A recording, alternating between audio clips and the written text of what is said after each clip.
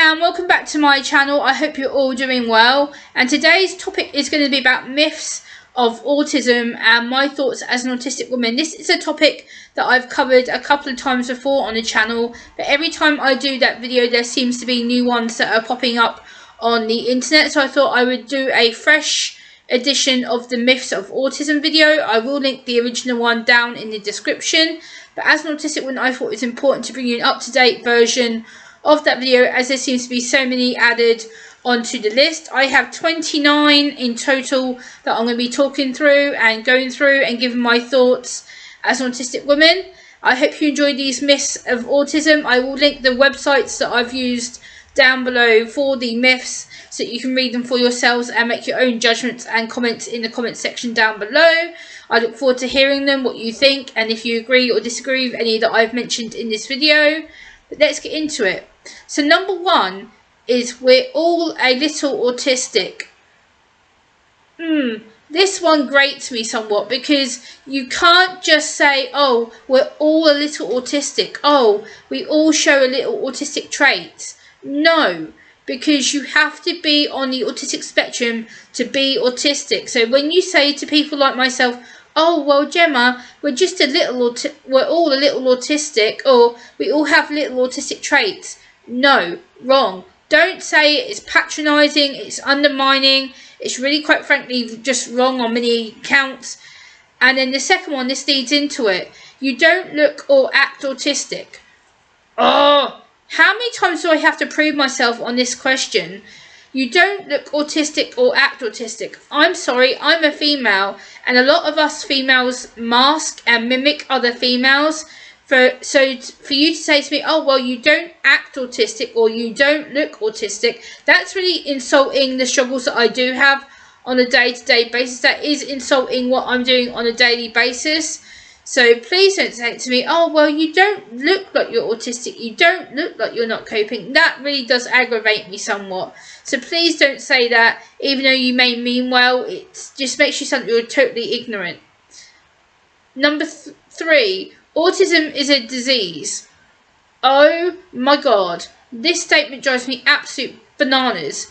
Autism is not a disease. Autism is a neurodevelopmental condition. It's to do with how the brain is wired and how we communicate with people around us in the world. So it's to do with our sound, it's to do with our touch, our taste, our environment, our senses. We're heightened people. We have heightened responses to anxiety and depression and stuff like that. It's to do with how the brain is wired up here. It's nothing to do with it being a disease, an epidemic, a virus, any of that kind of stuff. So again, please educate yourselves when it comes to that kind of stuff. Number four, vaccines cause autism. Right, let me educate you on this one, because this one has been servicing the internet for decades now. And it was caused by a doctor here in the UK called Dr. Andrew Wakefield, whose paper was retracted in 2010. He was also struck off again in 2010 for claiming that MMR, which stands for measles, mumps and rubella, causes autism or a form of it. He got medically struck off. He is now medically struck off permanently. He's no longer allowed to practice, as far as I know now. I believe he's living in the States. But no, vaccines do not cause autism. It has been proven time and time again. Please, will you stop saying vaccines cause autism? This is said to scare vulnerable parents. This is said to scare autistic people like myself. This is said to scare autistic children. This is said to scare parents, carers, teachers of autistic students who they may have in their classrooms. Please educate yourself. Dr. Andrew Wakefield was actually medically struck off in, I believe it's 92, 2002, 2003, and again in 2010. So please will you stop saying it. It's completely just wrong. It completely doesn't make sense, and it's just wrong on many counts. Number five, autism is an epidemic. Autism is becoming an epidemic. No, it's not. It's just because there's more autism diagnoses, autism diagnosis in both the States and the UK. A lot more people are being picked up more than they were decades ago, because autism wasn't presenting itself until the 1950s, 1960s. And so autism didn't technically have a name. It was known as schizophrenia, mental retardation, amongst other things. So obviously now we know what it is. So yeah, please stop saying that it's an epidemic, because it just isn't. It just isn't true. There's no facts to back that up. Number 6, all autistic people are savants. Again, wrong. Some people on the autistic spectrum are savant, and they do have incredible talents like music, drawing, being able to copy city landscapes and stuff like that. But it is actually, the fact is, only 10% of all autistics are fully savant. So again, please stop putting that judgment against all autistic people. We are not all savant. We don't all have special talents. So number 7, autistic people don't have emotions or lack empathy. Oh, this drives me bonkers. This is because we are classed as cold, callous, non-caring people, non-empathetic people, because apparently we don't know emotions. We can't process emotions or understand how someone feels. While this may be true that we can't process emotions and we may struggle to understand how you feel, it doesn't mean that we are emotionless. It just takes us a while longer to process what you're saying and what to do. I am very empathetic. I am deeply empathetic. I feel that I'm able to process a lot of emotions at the same time. Yes, it can get overwhelming and I can get quite stressed out over it. But again, we're not all emotionless. We're not robots. We do care about people. It just takes us longer to grab that emotion. Once we're in that emotion, we're able to express it. But it takes our brain what we call the 6-second sensory processing delay. So once we get the feeling in our head, we're able to process what that is and then explain it to you in a way that's safe for us and is safe for you and is logical for us and logical for you. So again, we are not emotionless people. That is a load of rubbish.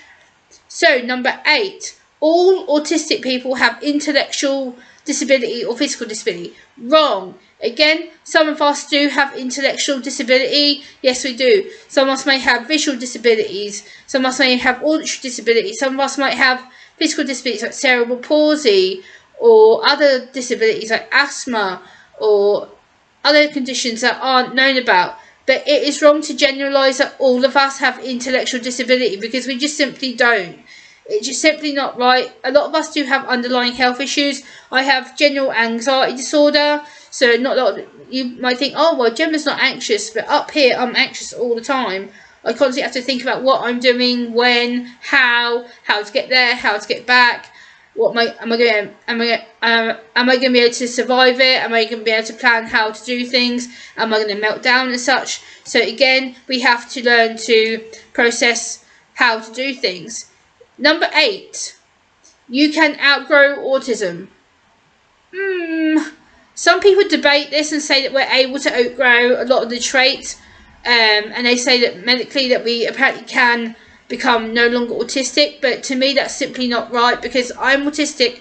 It is a lifelong neurodevelopmental condition, which means autism is part of me till the day that I die. Like when you say yes to get married, it's death do us part. So that basically means that I'm autistic till death do me part.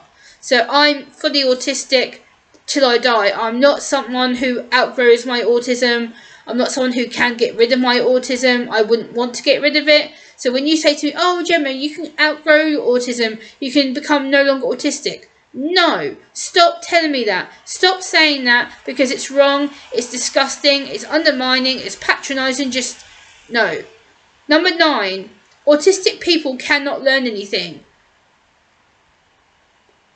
Whilst I know this is said in a meaningful way, whilst I know you're trying to say that we may struggle with the learning environment, we may struggle to process the information, we may struggle to process being in a classroom full of other students who may not understand our sensory needs, our emotional needs, our physical needs, our sensory needs. I get that, so I can get why the learning environment could be a bad thing for us, but at the same point, we can learn. We're very obsessive. We like to learn lots and lots and lots and lots and lots and lots of things about our condition or our special interests. For me, it's politics, healthcare, police, other situations like that. I like to learn everything I know about the subject at hand. So again, that's just a falsehood. Number 10, autism is caused by bad parenting. This was referenced and known back in the day as refrigeration mother syndrome. So basically this was assumed that all mothers who had autistic children or had autistic children in their lives, or autistic workers or autistic family, they wouldn't show affection or any kind of love, sympathy, emotion towards that child, because that child was seen as a weakness, it was seen as a bad thing, it was seen as the mother had caused the autism to the child, so therefore the mother must be cold. And yeah, that was caused back in the day because it was believed to be the mother's fault for the child being disabled. Now we know that's a load of bullshit and a load of rubbish. So yeah, that's autism is not caused by bad parents, bad parenting, or refrigeration mothers. It's just not true. Number 11, autistic people are more violent.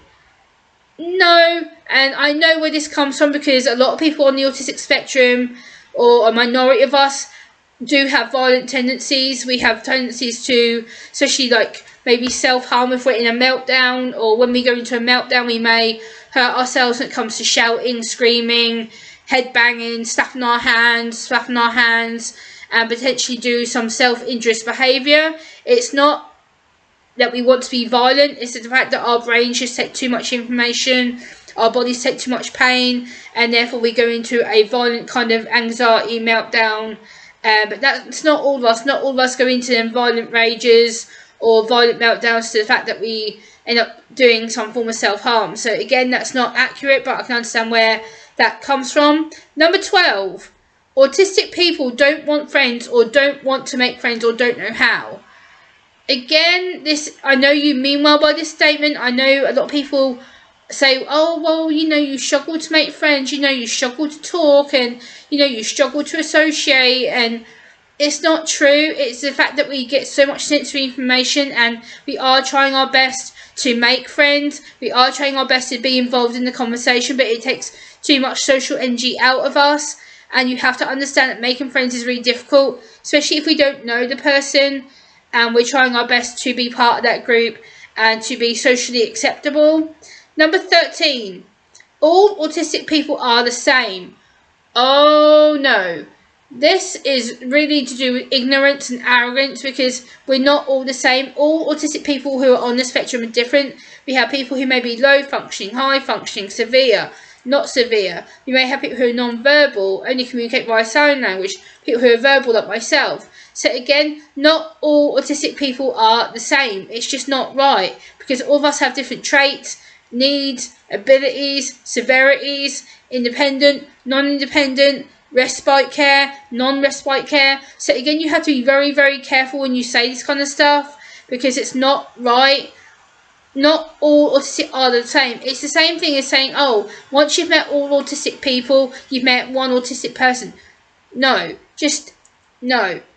Number 14, all autistic people are specially talented or have special abilities. Again, no, this isn't correct, because I don't have any special abilities apart from what I call my poetry, which is my creative station and how I get my emotions out. But not all autistic people have talents like artistry or crafting or writing or music or lyric writing or pottery or any form of things like that. We all have different abilities, and we're not all highly talented people like piano players, artists. It's just not right. We're all different. We all have different traits, abilities, and things that we need to do. But yeah.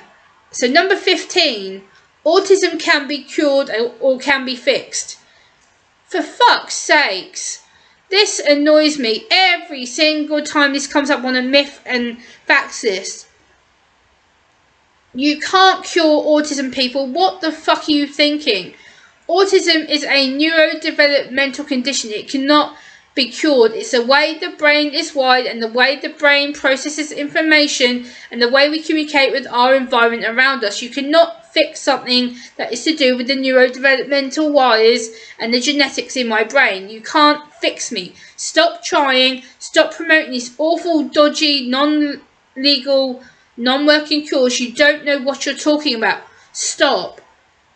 So, number 16. Autism can only affect boys and men. Autism has only been known to boys and men for quite a few decades, but the thing is now there is more females actively being diagnosed and actively talking about it on YouTube and other social media profiles, platforms. People are just being diagnosed as boys and men. I was diagnosed as a woman in my mid-20s. I'm now in my mid-30s. So, you know, we are diagnosed later in life because we mask, we mimic, we act, we cover up our autistic tendencies, we cover up our autistic behaviours, and then we get misdiagnosed or mistreated because people say, oh, well, you know, autism only affects boys and men, therefore you're not a boy, you're not a man, so you don't have autism. No, it's because we present differently and we have different traits, needs, levels compared to boys and men who are more aggressive, they're more physical with their autism, they're more emotional than women are. So again, that says how boys are. So that's wrong. Number 17, you can fix and cure your autism with medicine. No, no, no. Autism does not need to be cured, fixed, made better, changed, altered. We don't need to be changed. We're not broken. We don't need to be fixed. We don't need to be told you're sick, ill, damaged, poisoned, brainwashed, brain poisoned. I've heard all this over the years since I've been on my YouTube channel doing these kind of content videos. But no, we cannot be cured. Number 18. Special diets can cure autism, as in gluten-free diets. Again, no, this just isn't right. You can't cure a neurodevelopmental condition by changing your food diet. It may help with some of the sensory regulation issues and anxiety issues by reducing certain foods or maybe sugar into the diet, but I'm not a medic. I'm not going to give that advice. I'm not allowed to. But again, if you do change your diet and so as someone with autism and that works for you, that's fantastic. But for me, I just don't agree with special diets such as the GCF diet, gluten-free diets, anything to do with nutritional health. I just don't agree with. I think it's disgusting and shouldn't be promoted in any shape or form. Number 19, autism cannot be diagnosed in girls or women. Bullshit, because I was diagnosed as a woman. I was diagnosed as a young woman, and it shows clearly I have autism. I have eye contact issues, body language issues, humour issues, sarcasm issues. I have sensory issues all the time, to noise, touch, smell. I'm very hypersensitive to my environment around me, so that's wrong. Number 20, autism is known as the refrigeration cold mother syndrome. Again, I talked about this a little bit earlier. That is wrong. It's nothing to do with the mothers being cold or callous or ill, sick, any kind of that bullshit. That was part of the Leo Kanner study, I believe, so no. 21, we are overdiagnosing autism and labelling it as a trendy disorder. Oh my god. This comes from people like the medical associations like the CDC and other places who are saying, well, we're just overdiagnosing autism. There's too many people getting diagnosed with autism. No, I'm sorry. People are presenting later in life. People are being picked up later in life because their traits and behaviours are becoming more obvious and more obvious to people around them who know them very well, or are becoming obvious because they're being spotted at work or in their local communities and they need help, and they're presenting with mental health issues such as anxiety, bipolar, other situations that you don't know about. 22, we are classifying autism as only mild or severe. This annoys me. Again, it's to do with the labelling and the levels of autism, because there is different levels of autism. Again, there is not two labels or two levels. There is many different spectrum levels along the spectrum line. Autism is not a linear spectrum. It's not just this one big line of all these autism labels.